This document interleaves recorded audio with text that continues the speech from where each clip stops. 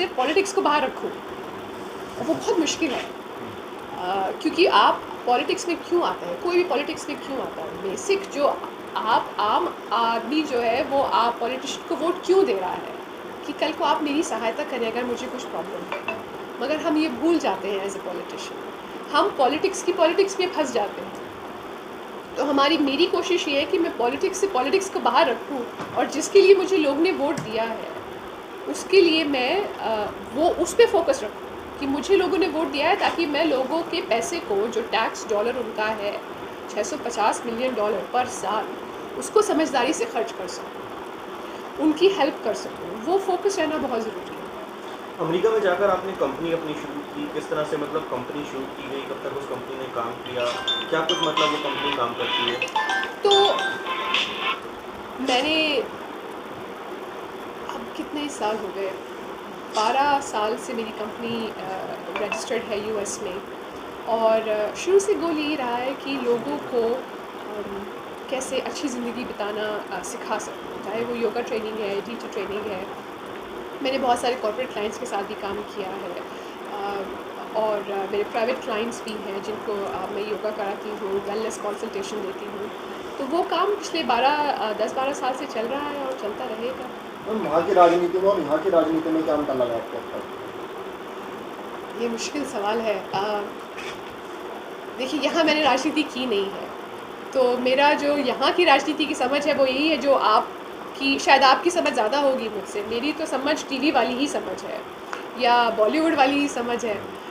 वहाँ की राजनीति के बारे में मैं कह सकती हूँ कि वहाँ पे आपको लोगों से जुड़ना पड़ता है, ग्रास रूट्स काम करना पड़ता है। आपको ये प्रूव करना पड़ता है कि आप जो है, आप ही वो कैंडिडेट क्यों हैं, आपको सामने वाला क्यों वोट दे।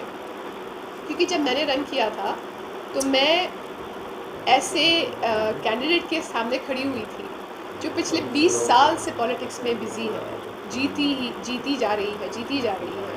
तो जब मुझे लोग कहते थे कि क्या तुम उसके खिलाफ खड़ी हो रही हो, दिमाग ख़राब हो गया है, पागल हो गई हो, तो लोग मुझे बेवकूफ़ समझते थे कि तुमने ये क्या बेवकूफ़ी करी है, तुम उसके खिलाफ खड़ी हो रही हो। और लोग मुँह पे बोलते थे कि अरे तुम्हारी रेस का तो पता नहीं भाई, तुम्हारी तो रेस बहुत मुश्किल है, तुम्हारा कुछ नहीं, और डेमोक्रेट्स जीत जाएंगे, तुम्हारा पता नहीं। और ये इलेक्शन के 2 दिन तक लोगों ने मुझे मेरे मुंह पे कहा है कि सब ये डेमोक्रेट्स तो जीतेंगे, तुम्हारा पता नहीं कि जीतेंगे, कि तुम जीतोगे कि नहीं जीतोगी एज अ डेमोक्रेट। पर मेहनत काम आ गई। अच्छा, जो अमेरिका और यूरोप में टेस्ला की कारें जलाई जा रही हैं, किस तरह से इसको आप देखती हैं? क्या कुछ ये प्रकरण है, क्या कुछ लगता है किस तरह से सरकार को इस पे काम करना चाहिए, या फिर एज अ विपक्षी पार्टी किस तरह से इसको आप देखती हैं?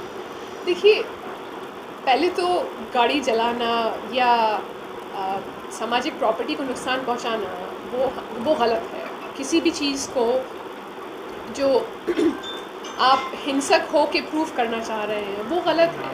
Violence of any type is wrong, वो आपको नहीं करना चाहिए। सवाल ये उठता है कि क्या बिजनेसमैन जो है, जो बिलियनर्स हैं, उनको हमारी सरकार चलाने का हक़ है या नहीं है। हमारी जो पॉपुलेशन है, जो अमेरिका की जनता है, वो वोट दे कर के इलेक्टेड ऑफिशियल्स को इलेक्ट करती है, राइट? चाहे वो कांग्रेस हो, चाहे वो सेनेट हो, चाहे वो प्रेसिडेंट हो या वाइस प्रेसिडेंट हो। तो जिसके लिए आपने वोट दिया है, आप चाहते हैं कि आपकी सरकार वो चलाए, बिलियनर्स नहीं। तो इसका जो जनता है, आम जनता है अमेरिका की, उसमें उसका आक्रोश है, गुस्सा है कि हमने इलेक्ट किसी और को किया है, हमारी सरकार कोई और क्यों चला रहा है। गुस्सा है, लेकिन गुस्से को सही तरीके से जाहिर करना बहुत ज़रूरी है, और होपफुली हम लोग इस चीज़ को सॉल्व कर पाएंगे बहुत जल्दी। और किस तरह से आप इस गठजोड़ को देखती हैं, जो ट्रंप का और मस्क का गठजोड़ तमाम हम टीवी पर देखते हैं? कभी मस्क के बेटे के साथ ट्रंप दिखाई देते हैं, तो कभी टेस्ला की गाड़ी के साथ दिखाई देते हैं। क्या लगता है कि ये पॉलिटिक्स में सही है या फिर गलत है?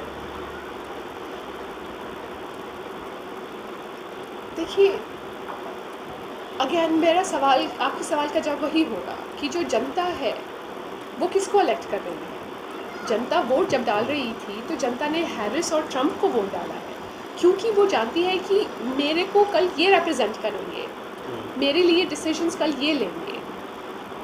तो अगर कोई और वो डिसीजंस लेगा तो वो सही नहीं है, वो हमारे डेमोक्रेसी के लिए सही नहीं है, वो हमारे कॉन्स्टिट्यूशन के लिए सही नहीं है।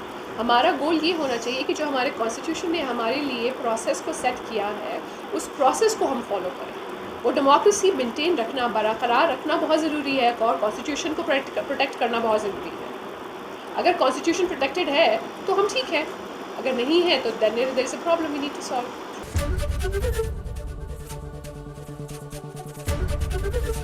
एबीपी गंगा, खबर आपकी, जुबान आपकी।